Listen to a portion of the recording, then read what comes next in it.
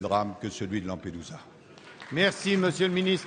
La parole est à Monsieur Daniel Fasquelle. Monsieur le Président, mes chers collègues, ma question s'adresse à Jean-Marc Ayrault, Premier ministre. Monsieur le Premier ministre, le 4 décembre dernier, nous apprenions avec stupéfaction que Jérôme Cahuzac, alors ministre du Budget en charge de la fraude fiscale, détenait un compte caché à l'étranger. Le 15 décembre, Michel Gonel, ancien maire de Villeneuve-sur-Lot, prenait contact avec l'Élysée pour confirmer les informations sur l'existence de ce compte. Dans ces conditions, comment expliquez-vous que vous n'ayez pas immédiatement convoqué Jérôme Cahuzac et saisi la justice française?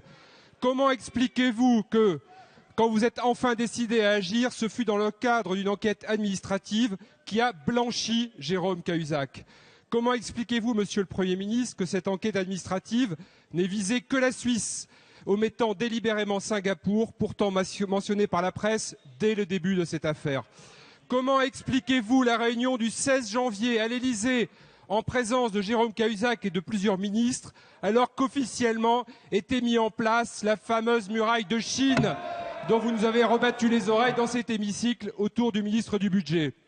Monsieur le Premier ministre, pourquoi avez-vous accepté une commission d'enquête si ces conclusions étaient visiblement écrites à l'avance? Avec Christian Jacob, le groupe UMP refuse avec force de cautionner une commission d'enquête qui n'est en réalité qu'un simulacre et qui déshonore notre Parlement. Monsieur le Premier ministre, une question résume toutes les autres. Avez-vous, oui ou non, participé à une réunion le 16 janvier à l'Élysée en présence de François Hollande et de Jérôme Cahuzac pour décider de l'enquête administrative qui devait blanchir ce dernier en brisant la muraille de Chine?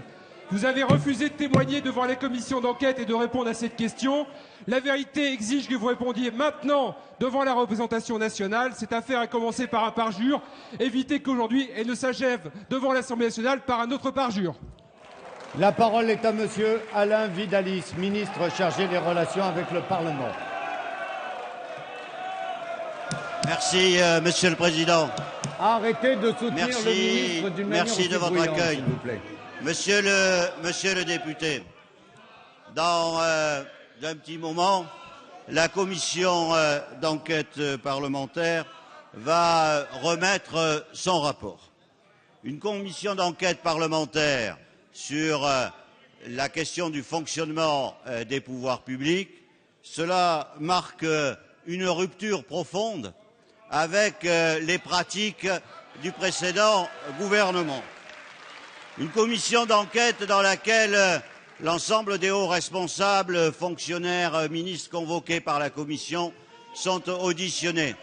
Une commission d'enquête dont le rapport sera publié, dont les auditions seront publiées.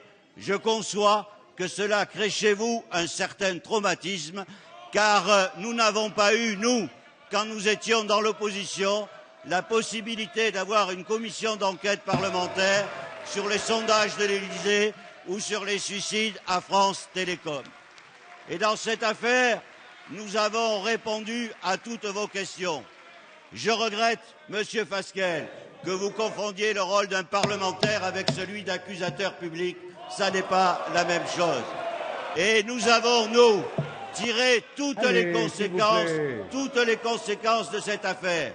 Et ce qui est tout à fait paradoxal, c'est que lorsque nous sommes revenus devant le Parlement pour proposer des lois sur la transparence, pour que ces événements, si possible, ne se reproduisent jamais, alors vous étiez un des plus farouches adversaires de la transparence. C'est probablement la différence entre nous.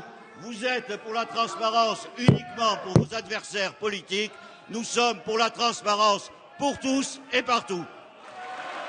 Merci, Monsieur le ministre.